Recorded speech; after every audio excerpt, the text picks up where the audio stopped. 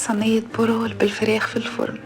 مكوناتها سهلة وبسيطة وطعمها حلو قوي، ان شاء الله هيعجبكم.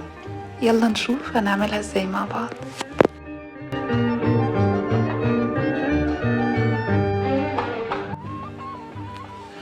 اول حاجة المحلول اللي هنغسل بيه الفراخ، 3 معالق كبار من الملح الخشن، و3 معالق كبار سكر، وربع كوباية خل ابيض، وليمونة كبيرة.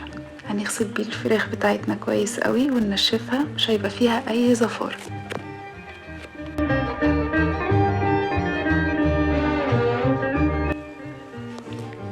معلقة زبدة بلدي على النار او سمنة، وهننزل بالفراخ بتاعتنا، صدور الفراخ والتوابل بتاعتنا، 3 ورقة لوري، 1 عود قرفة، نص معلقة فلفل اسمر، ومعلقة كاري، نص معلقة جنزبيل، ربع معلقة جوز الطيب، و2 معلقة من الملح الهيمالايا، ومعلقة صغيرة توم باودر وحبهان. هنقلب كل ده كويس قوي على بعضه، تاخد تشويحة كده. طبعا يا جماعة التوابل هي اللي بتخدم الشوربة بتاعتنا وبتدينا الطعم حلوة قوي، فمش هنحتاج خالص المكعبات او اي مواد حافظة، مكعبات المرقة يعني. بعدين هننزل ببصلة مفرومة وتوم مفروم، معلقة توم مفروم فريش، ونشوحهم بقى كويس قوي زي ما حضراتكم شايفين كده.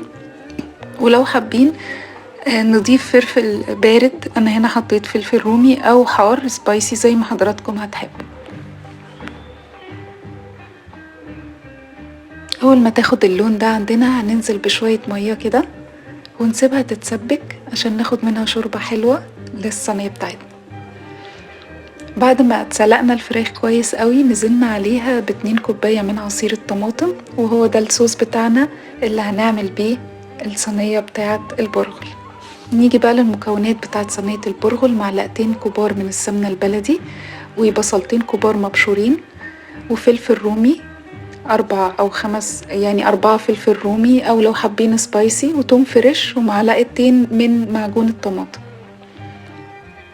هنضيف كل المكونات دي على بعض، وهننزل بنص كيلو من البرغل.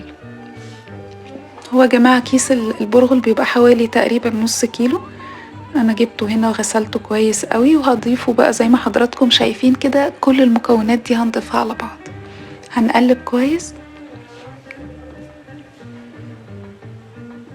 وبعدين هننزل بالصوص بتاع الفراخ والشوربة.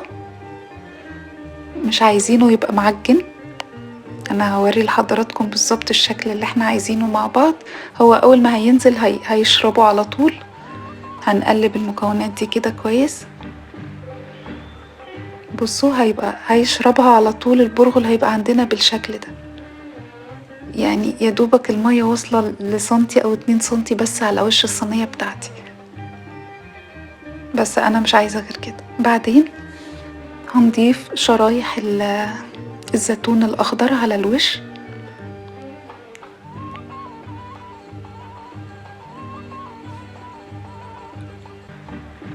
زي ما حضراتكم شايفين.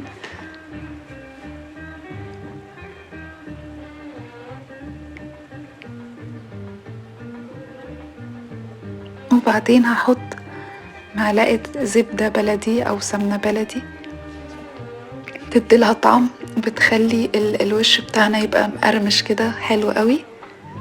وبس كده، هنتابعها 35 دقيقة في الفرن مع المتابعة علشان كل فرن بيختلف. وبألف هنا هتطلع عندنا بالشكل التحفة ده. دوقوا وقولولي طعمها ايه، ان شاء الله تعجبكم. تابعونا، لسه عندنا حاجات حلوة كتيرة ليكم.